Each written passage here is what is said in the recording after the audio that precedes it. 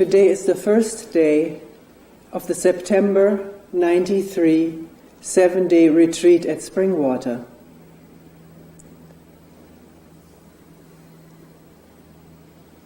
And a beautiful first day it is.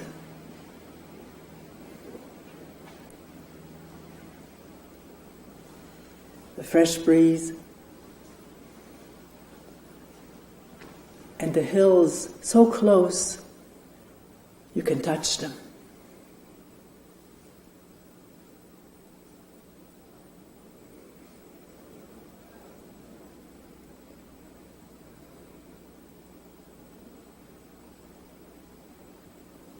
During this first talk,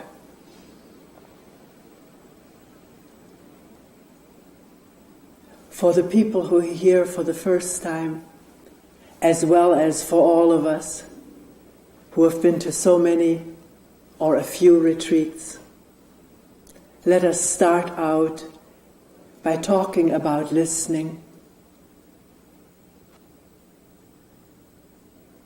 Listening to a talk like this, and listening to the breeze stirring in the trees.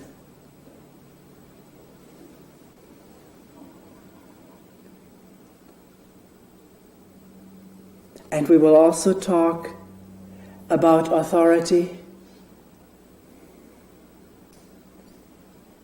the making of authority, the becoming authority. We'll look into it together.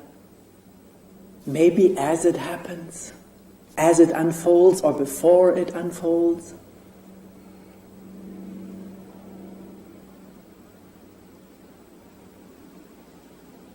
And then maybe we can also look at what is our relationship with each other. Right now, during a retreat, and maybe when we leave here, what is our relationship to each other? What is it based on?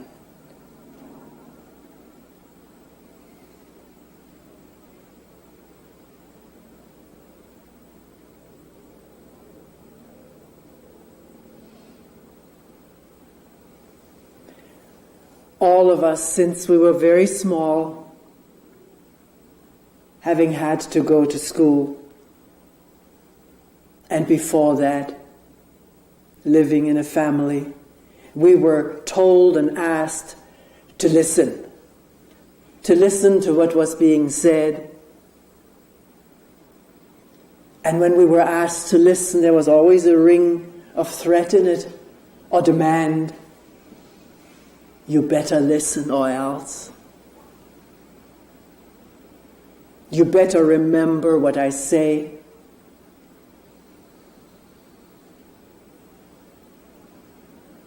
This was implied in the request for listening, to remember what was being said, to incorporate it, as it were, into our body of knowledge, of learning, of education.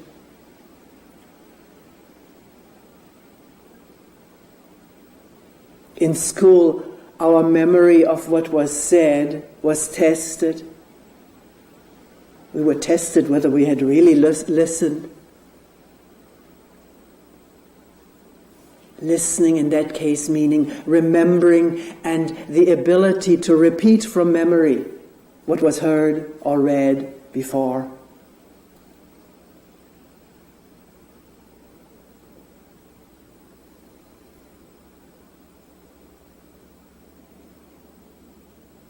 Very rarely, if ever,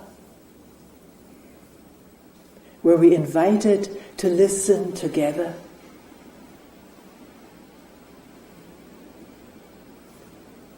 To listen together at this moment to the sound of wind, to the breathing that happens in every one of the 42 or 41 people sitting here.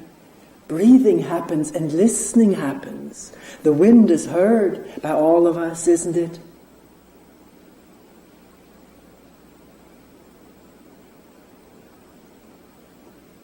And if not heard acoustically, some of us may have difficulty or inability to hear acoustically. There can still be in touchness with what is happening within and around us in a new way. The new way meaning not to hear it, to feel it, to see it, in order to remember it, to do something with it, to become more knowledgeable, more experienced. But just to be in touch, in listening, looking, sensing, touch with what is there, this moment of listening.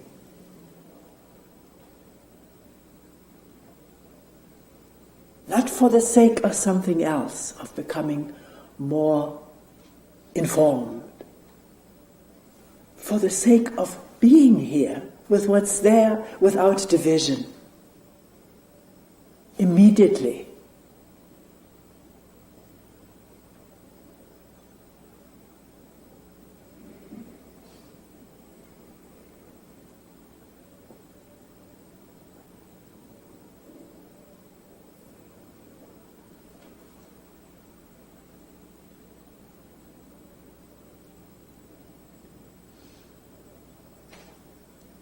The sound of the wind, has one ever heard it before?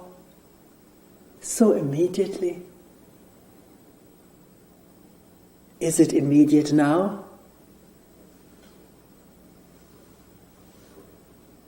Or is there already a flow of words? The description, the wind, the visualization of trees moving. Ideas, I like it or I don't like it. Remembrances associated. When the wind blew so hard last time that some of the trees fell over, and then fear or apprehension elicited by that association. This is how this human mind works, operates through association of what is remembered with the impression now, which is named, labeled, described, interpreted very often, most of the time judged as good or bad. There's no one there doing it. It happens on its own because the brain is so constituted that it remembers and associates not just words with each other and meanings and interpretations with the words, but feelings and emotions that were once elicited by similar words and associations, or that are elicited now and can be felt, sensed throughout the organism now.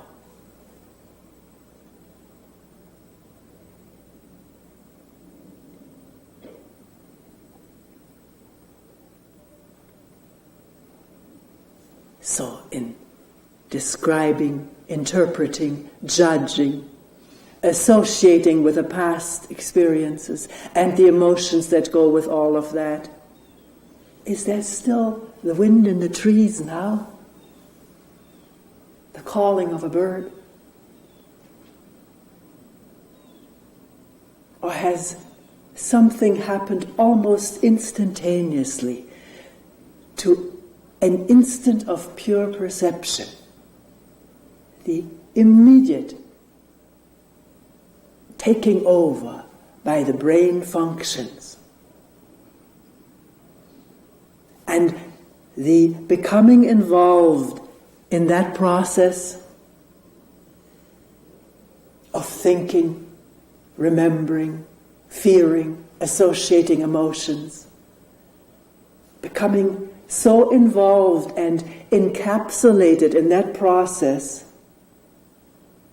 that the mind is shut off from perceiving more wind gently blowing and leaves rustling. Now.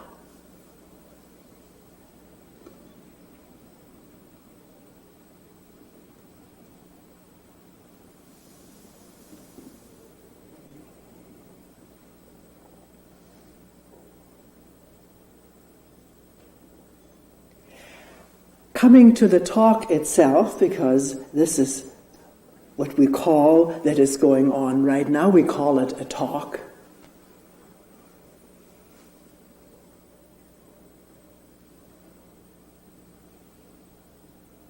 I don't feel, this is parenthetically, I don't feel I'm talking to you. To describe it more accurately, it is a quiet, open listening to what is going on here in this mind, which is representative of mind, human minds. A listening and looking and putting into words for all of us to listen to look together or alone.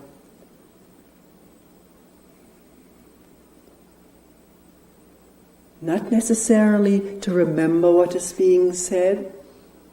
It may be remembered, it may be not remembered. But to look, as it were, into the mind, to let it become transparent in its constant functioning. To have insight into that. Because as we just said a moment ago, normally without that insight, without the listening and looking inwardly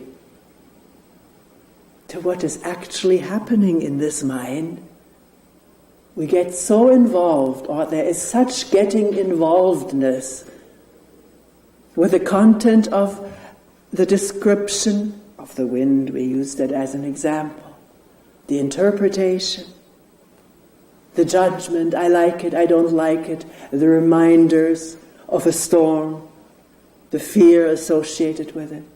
As such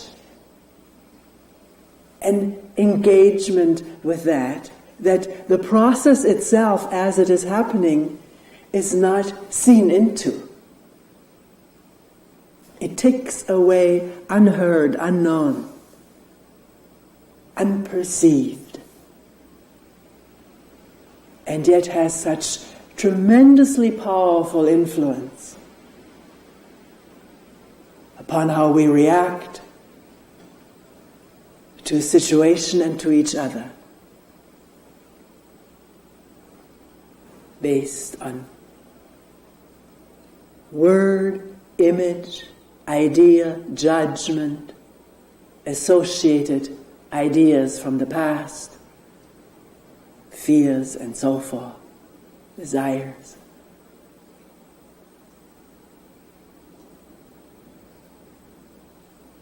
So is it possible, right now, this morning, to listen to a talk in a fresh way?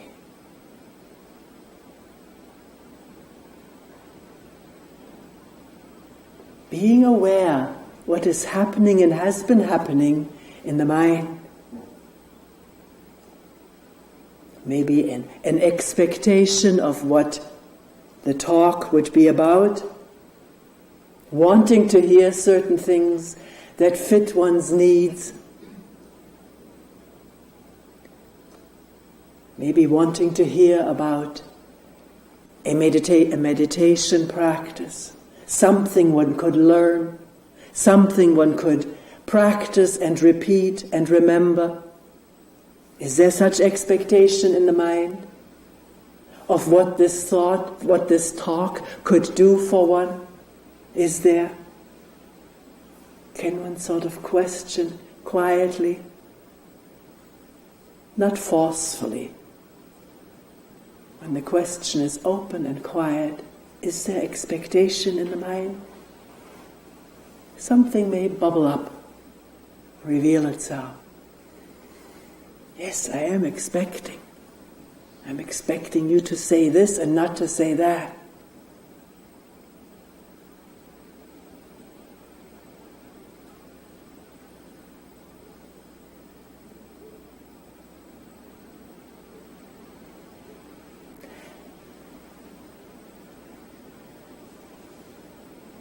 And can one look further with expectation of hearing something?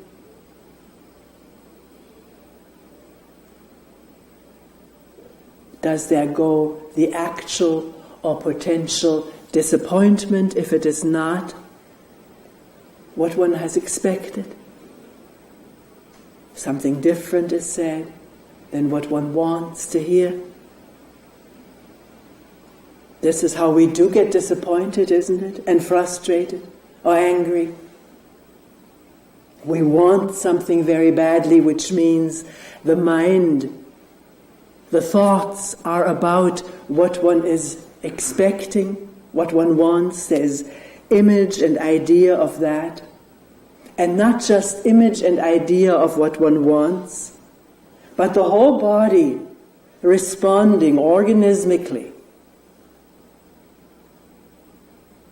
to that expected want, desire. Sort of moving, as it were, toward something that is palpably noticeable in the body. When one thinks of something one wants so badly, we can play with this at times. Imagine something that you really want very badly, and notice the body orchestrating that idea, that image, that wanting. The thinking about it, the imaging it, and the body, all systems go to get it.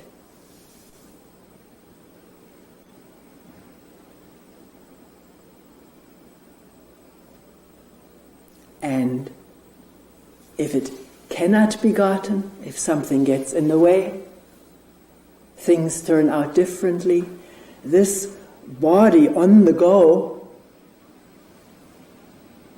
feels frustrated, and so does thought. Putting into sentences or words, I didn't get it, why do I never get it, why does somebody else get it?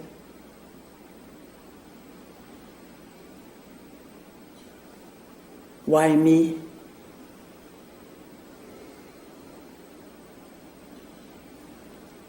I'm just sort of improvising examples. The examples are in our life experience, for each one of us.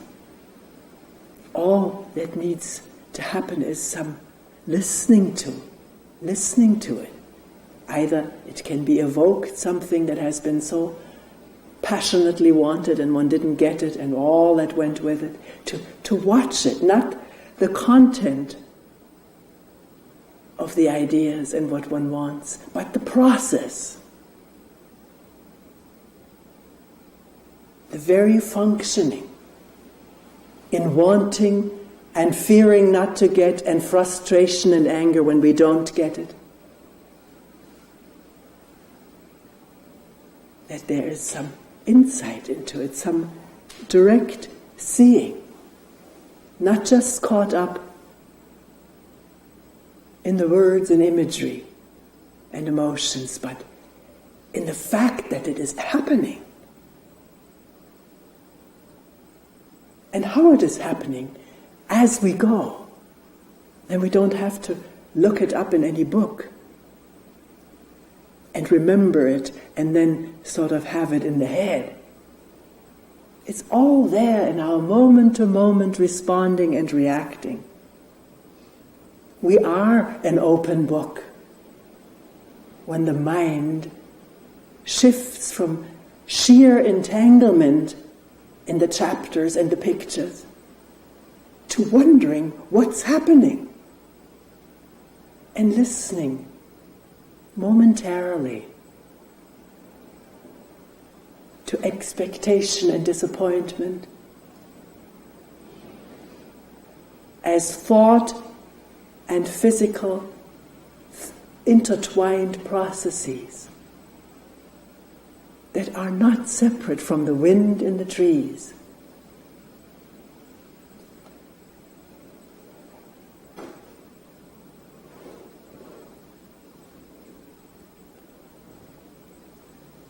Or are they?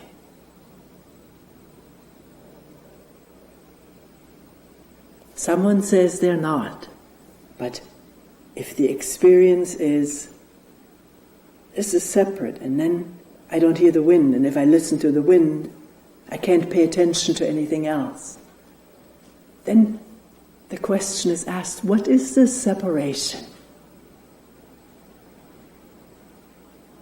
Because something imposes separation on what is not divided.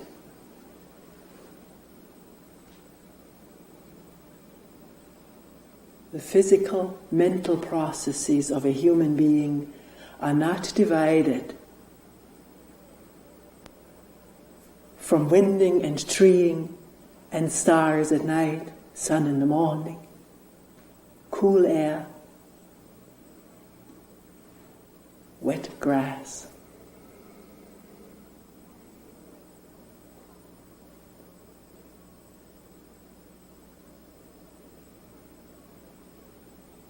What divides it all up? This can be one of our questions if it's interesting to us.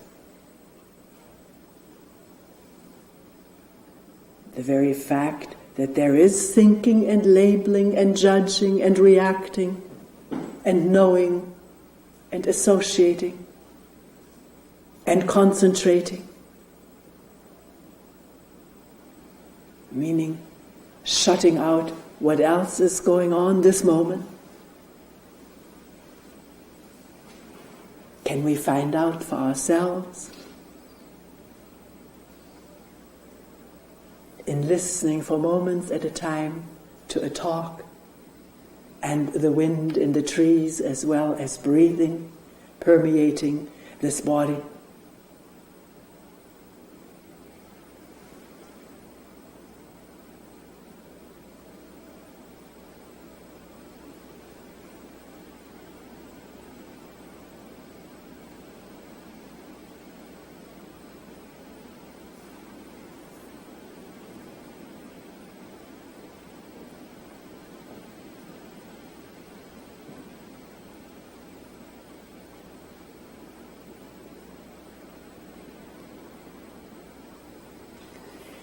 In what has been said so far,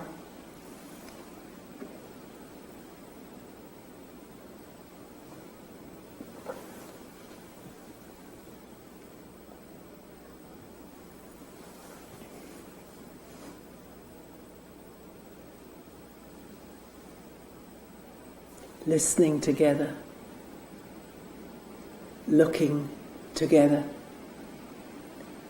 and the words pointing to all of that, to the listening, to the trees, to the mental processes and the physical accompaniment, talking about that and inviting,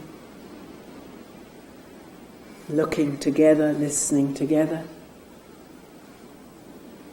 Is there authority in any of this?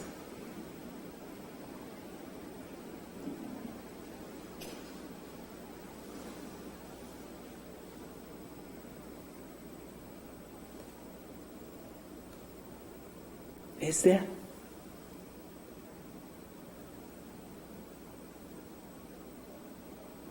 Is the one who is speaking about all of this,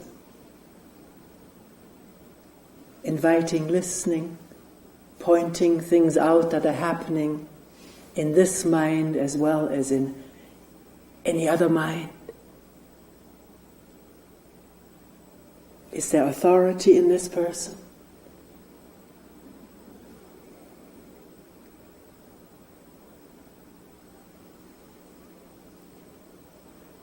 Authority meaning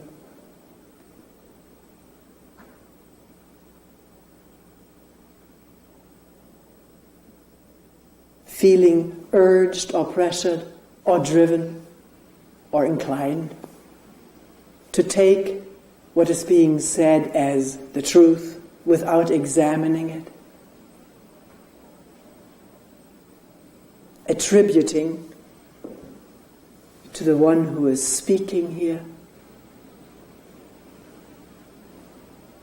something, authority, knowledge of the truth. Whatever one is attributing, one can look. Is there anything attributed here? To look at, to bear it, expose it, so it can be seen, and not operate in a hidden way. Because talking is not taking place here in order to establish authority,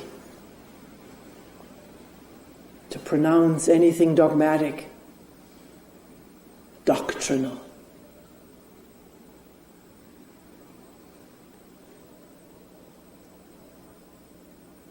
But to simply and hopefully as simple as possible put into words what may in fact be going on in oneself.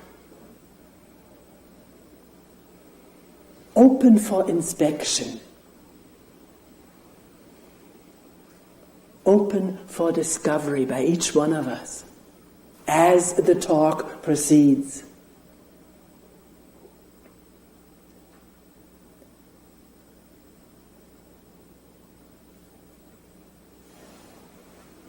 Is this what one expected from the talk, from the one who is talking?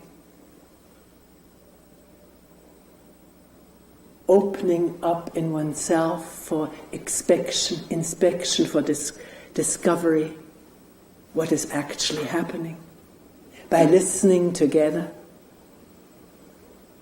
and looking together carefully.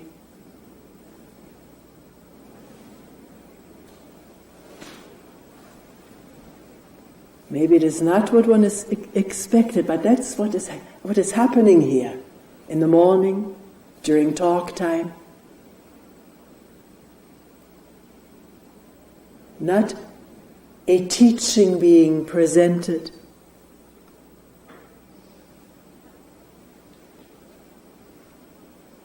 to be accepted, incorporated, remembered, known, repeated to others. That's not what these talks are about. They are really a group meeting, if you will, with at this moment just one person talking, and yet feeling in the closest of touch with each other. Because our minds are not separate from each other, and our bodies are so similar, albeit no two alike, but so similar in its functioning, which we just pointed out this morning, of needing to label, needing to judge, needing to know, and then becoming ensconced in that, separate with our personal experiences, what we think are personal experiences and knowledge, and not open to keeping looking, keeping touching, keeping listening to what's actually happening. And not only that, but imposing now the knowledge we have gained, the imagery we have acquired, image of someone else, image of myself, and keeping that going and imposing it on future encounters. I know what you are. I remember you. I may not even remember you, but I remember someone who looks like you. And therefore I know you too. This is not all voiced that logically in the mind, but it happens instantaneously, reflexively. Knowing and reacting from knowledge and image, at the expense of being here and examining freshly, as for the first time, even though knowledge and image arises, one can see it arising. Remembered image, prejudice, it arises, it's so deeply ingrained, but it need not be acted on, it need not be condemned or judged, but seen for what it does. It prevents looking and meeting together now. It does, doesn't it? Can one find out for oneself?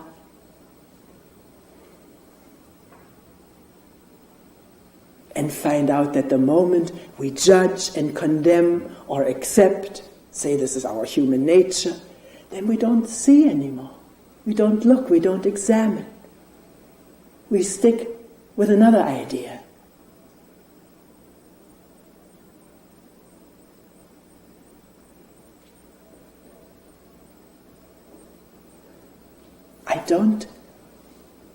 I'm not authoritarian about this. It's all open to questioning. And we do have meetings, group meetings and individual meetings, to come together after talk, noon, night, morning, to discuss, to question, maybe to challenge what has been said. I'm not infallible. I may not have seen something, not seen it clearly, overlooked something else. So this is a mutual process of finding out and learning together.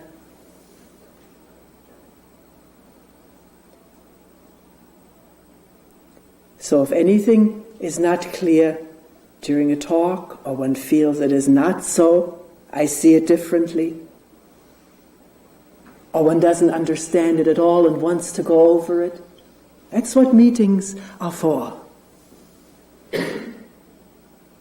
At least let's put it this way, this is how they can be used.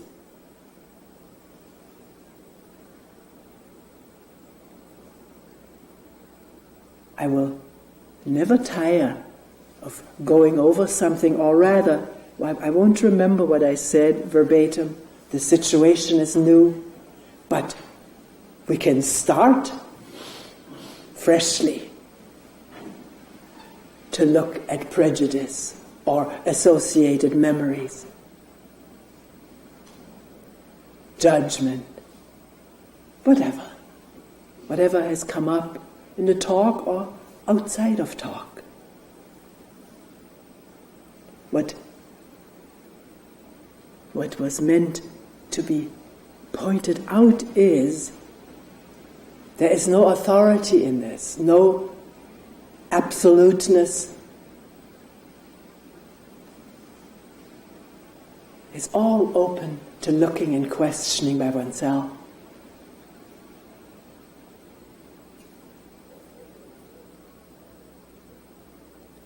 And not to project authority on another human being, or ignore its growing in oneself. Because there's always pleasure in becoming someone else's authority, the pleasure of power, of being somebody, underneath of which is the ache and pain of being nobody important. And therefore seeking importance by becoming others' authority and basking in that attribution, in that kind of relationship. It's always a very temporary basking. It doesn't hold. It needs to be constantly renewed and refreshed and maintained and repaired.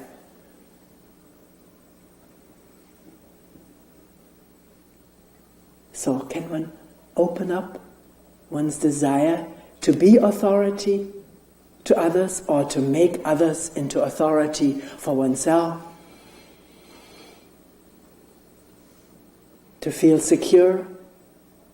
I feel secure if I know I have an authority that I can relate to. Someone who knows what's best for me, who knows the truth. These thoughts, which are thoughts, do we see that? that these are all thoughts. She knows the truth. He is an authority. He's my teacher. She's my guide. These are thoughts, aren't they? Right now, we're thinking about it. It's thinking. And from that thinking comes a feeling, or may come a feeling, that we call security, which is sort of the calming down of insecurity, which is a restlessness in the body, which we call anxiety or insecurity. See, all of these words really describe actual states which we usually never bother to touch because we think we know because we've labeled it. But all we know is words. What do the words refer to? This is what we're also exploring here.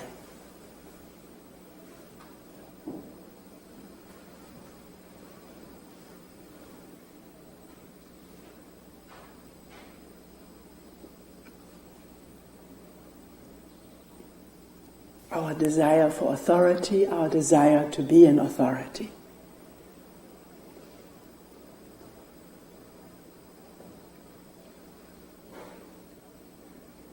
What is it? Why?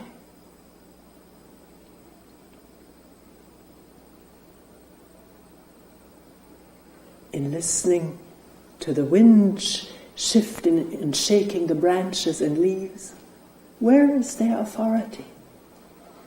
It's just happening, isn't it?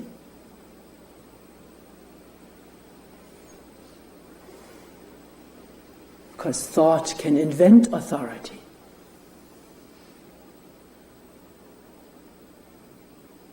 God is blowing the wind, or the wind god is, or goddess. But that's thought. You could say, how do you know? I can see it. Right now, that thought came up. What makes the wind blow? I don't know. And it's not necessary to know because it's there right now in its fullness. In its fullness, amidst an empty listening.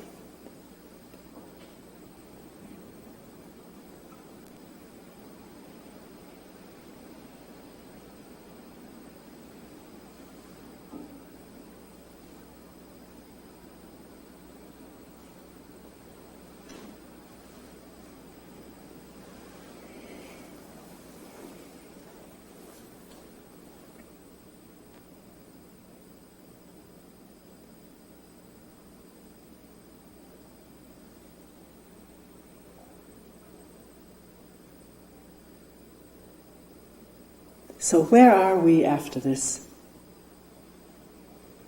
talk this morning?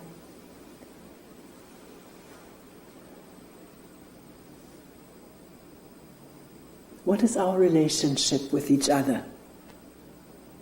Because that's what we were going to ask and look into. How are we relating to each other?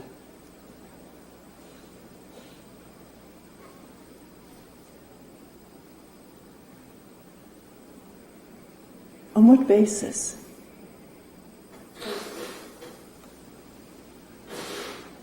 Someone said this morning in a meeting, we're always, at all times, all of us,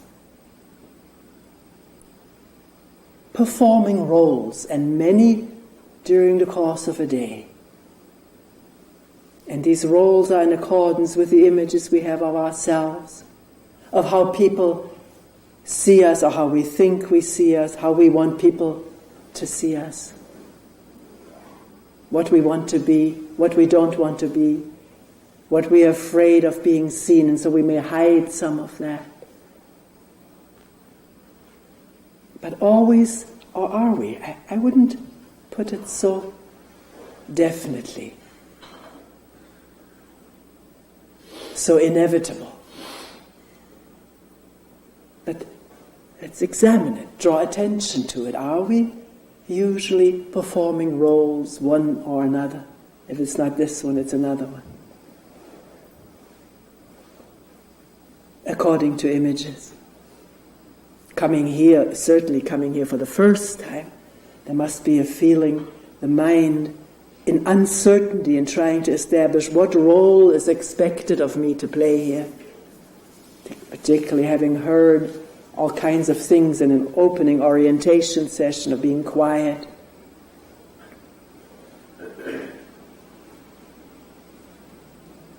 What is my role here?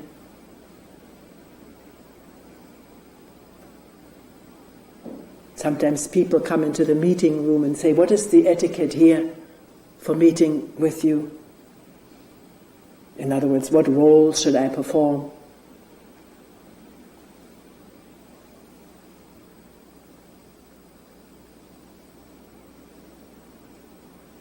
Can these roles that are being played, the playing of it, the imagery that is involved, that shapes the roles, can that come into awareness, maybe for glimpses at a time? Not condemn it, not judge it, not the other idea, I should be without roles here.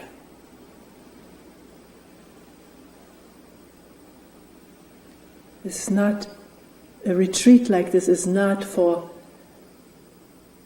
enforcing or establishing new shoulds and trying to condemn old shoulds. It's to reveal them, throw light on it. That this is what just happened. I should act this way. I shouldn't have acted that way. Just to hear one say that to oneself and the physical feelings that go with it. To be open to it and interested. Maybe some humor about it.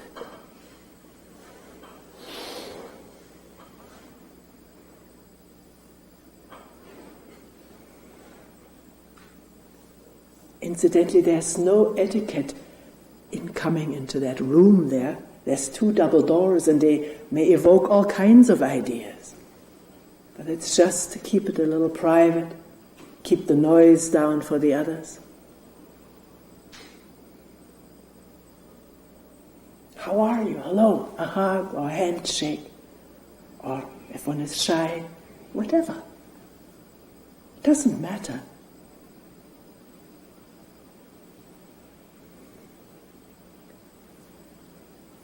Can we meet each other as we are? Oh, first we have to see all the roles, right? They're there, are they? One person said, I never am who I am, but I don't know what I am. That doesn't mean one is paralyzed with not knowing who I am. That just means I don't know which role is my role. There's wind in the trees and sunlight pouring through the windows. And someone enters the room and someone's already sitting there. Hi, how are you?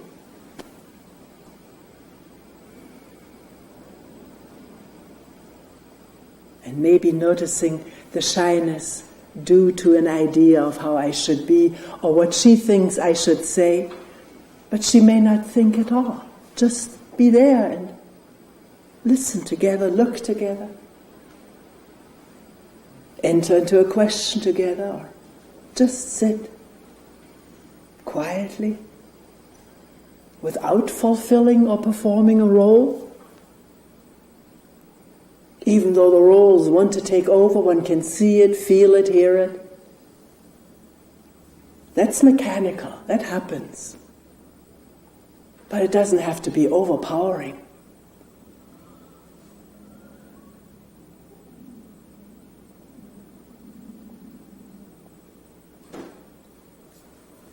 So what is our relationship with each other?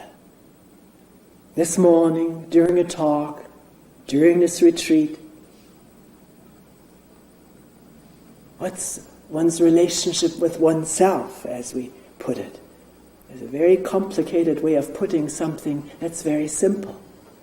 There's not somebody and somebody to relate to. But we put it that way, so let's ask, what is our relationship with oneself and each other? Leave it as a question and watch in the light and sound of the question and the airplane.